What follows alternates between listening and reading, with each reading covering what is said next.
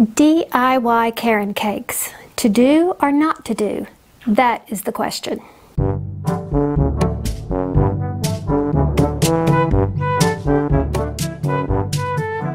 Hey everybody, it's me, Margaret. I'll tell you what, the Caron company really started something when they came out with these Caron cakes. They thought that they were going to be just a short-time thing, celebrating their anniversary, and it turned out to be a craze, and everybody has jumped on the bandwagon. Now, a while back, I had some Hobby Lobby yarn and I turned it into some DIY Caron cakes, and I didn't mean for it to be a tutorial, but it keeps getting lots of comments, lots of views, and I think that's because people are looking to see if it's a tutorial. Now, I'm going to do one for you today, but I want you to understand that what I was talking about in that other video still kind of stands true today. Is it worth the effort? Half the fun of seeing all these cake, pastry, whatever yarn is to see the colors that they chose and what they've done. And of course, you've got the different fiber options, whether it's 100% acrylic or maybe a wool blend or something like that. And now I've noticed that the Caron company has come out with different sizes. You've got the bulky versions, and I love the little cupcake versions just for a hat. Very clever. And so I think you're looking more at convenience, because the concept of this is not that complicated, easy for us to replicate. As a matter of fact, it's really not even necessary, because all it is color joining. So I've got you in my messy yarn closet because you've got several things you need to consider. First of all is the colors. Okay, that's obvious. What color combination do you want to choose? But then secondly, you want to consider fiber content. I would suggest that you would keep all the same fiber content. If you choose acrylic for one color, choose acrylic for the other. Then another thing you need to consider is the weight of the yarn. For example, this says number 4 worsted, but if you've ever worked with a Caron Simply Soft, you know that it is not the same weight as some of the other number 4 worsteds. So if you're changing among brands, you're going to want to feel the difference, because first of all, these two yarns feel very different. This is a Hirschner's, this is Caron Simply Soft. You want to consider the way they feel, you want to consider their care, you want to consider the thickness, the whole shebang. And of course, you can't make any cakes if you don't have a yarn caker, which is basically what this is here, also known more commonly as a yarn winder. Mine was $20 from Knit Picks. I think it works wonderfully. There are many different kinds out there. Of course, if you don't have a yarn winder, another way to do this would be to use a toilet paper roll. You'll hold the paper roll like this, and you'll wind all the way to this end, and then continue the other direction, and then back to this end, and then back the other direction, and you're actually simulating a yarn cake. Now, this is not an exact science. I have noticed, depending upon the pattern that I'm using, that not all colors, layers within one of these cakes is actually even. So you don't have to be too crazy about making sure you have the same exact amount per color. But if you want to, a good old kitchen scale will help you. Now, I used this at first, well, the first time I ever did this, and I figured out 35 grams, I think it was, that I used per color, around that. So what I did was I put the yarn, the full skein, on the scale just to see how much it weighed, because it might vary from the label. And then I thought to myself, how many layers of this color do I want? And I divided it by that number, and I came up with something like 35 for the I Love This Yarn, Hobby Lobby's I Love This Yarn. So I divided it essentially into little chunks of 35 grams. And another thing that I did that sped this up was I did the first one and figured out what 35 grams looked like on my winder, and then I just kind of copied that, because it's kind of a pain in the neck to use this.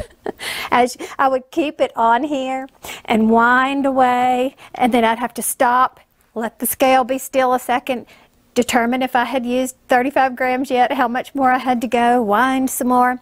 So after, maybe doing that twice, I looked at it and said, I'm just going to eyeball this. And it turned out great.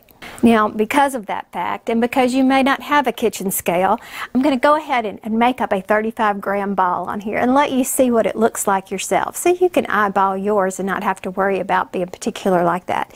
If you are a stickler for details and you want a kitchen scale, any kitchen scale will do. It comes in handy for all sorts of things, actually, especially weighing your food, because if you're trying to lose weight, you really do need to know what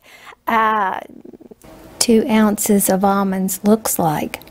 We think we know in our head, but we don't. They only cost around $20 or so, so it's actually a good investment. It's also great to use as a postal scale if you're ever in question about mailing something. So, you know, I would encourage you to buy one.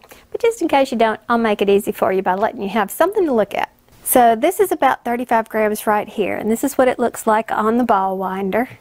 Mine has these little circles out here, and it's approximately 1, 2, 3 circles wide, if that gives you an idea. What I was using was this Hirschner's Worsted 8.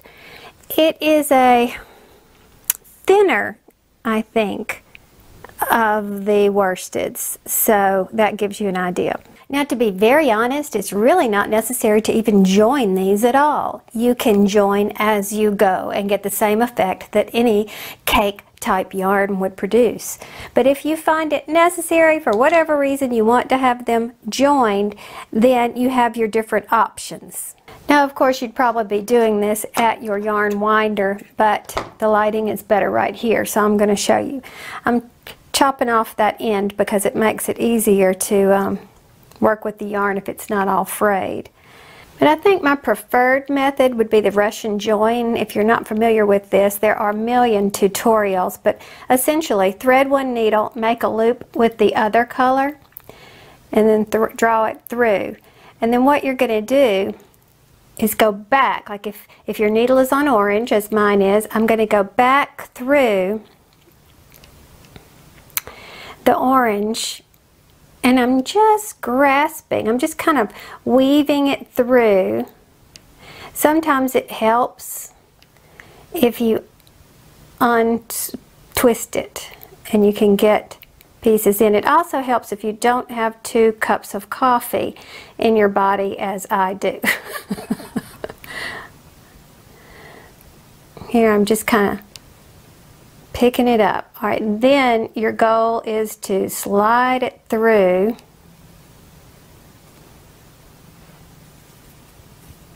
and take your needle off, and then when you pull it straight like that, you have your join. See how it's working out? Okay, now you do the other side. I have my yellow color. I thread my needle, and then I am going to pick up with my shaking coffee hands. Basically, you're stabbing it. You're just kind of sticking your needle in there in the middle. Just kind of catching the yarn, and then pull it through.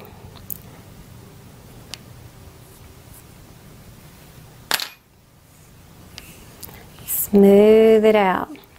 Now you're going to have those little tails. So you can just trim very close.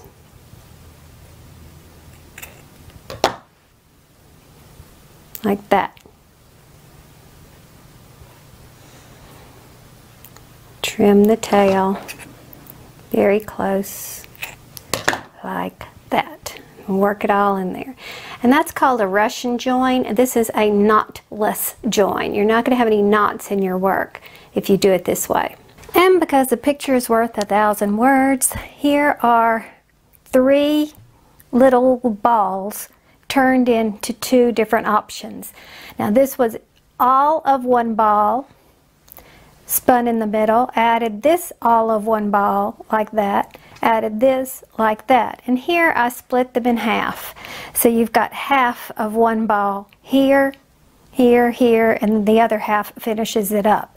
So that's what it looks like, in case you're wondering. So now after you've seen me go through this process and you see that it is, you know, a lot of effort when basically all it is just joining two colors, you can decide if you want to do that yourself.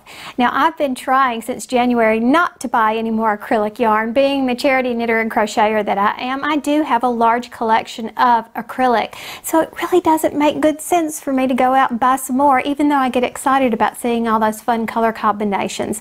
I can actually look in my own stash and see what I've got to sort of create some more of my own little bakery yarn versions, or whatever you want to call it. There are so many now that I'm going to put a link below to every version that I know of so that you can see it. If you know of more versions that I've left off, please leave them in the comment section below, especially if you're in another country. Now, keep in mind that you can order from Michaels with Ebates. You can get, I think it's 2% back as of this taping. If you are not a member of Ebates, I've got a link down here below that you and I can both get some bonus cash if you sign up through that link.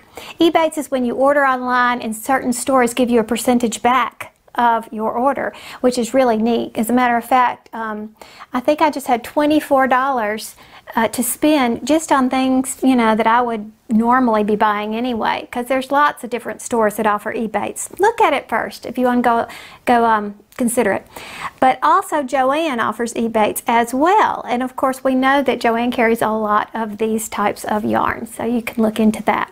I hope this gives you an overview and lets you see if this is something you want to do with your own stash, or whether you're like me and you just think it's fun to see what they have come out in the stores and what you may not have in your stash to create. So just giving you options. Thanks for watching. Bye.